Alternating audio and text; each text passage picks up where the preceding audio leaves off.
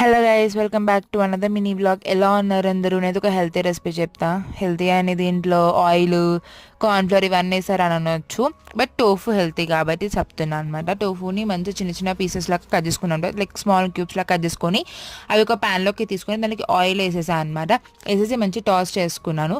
తర్వాత అవి మంచిగా టాస్ అయిపోయాక ఒక బౌల్లోకి వేసుకుని దానికి కారం, సాల్ట్, ధనియాల పౌడర్, గరం మసాలా, పావ్ బజ్జీ మసాలా, ఇంకా కార్న్ఫ్లోర్, మైదా వేసేసి మంచిగా మిక్స్ చేసుకున్నాను అనమాట.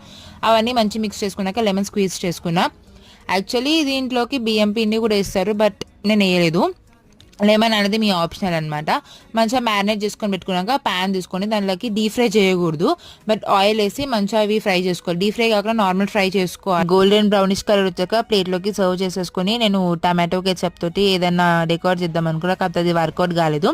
తర్వాత కొత్తిమీర తోటి గార్నిష్ చేసేసుకొని టేస్ట్ అయితే చేశారు. చాలా అంటే చాలా బాగుంది. మీరు కూడా ట్రై చేయండి. Please subscribe. Thank you for watching.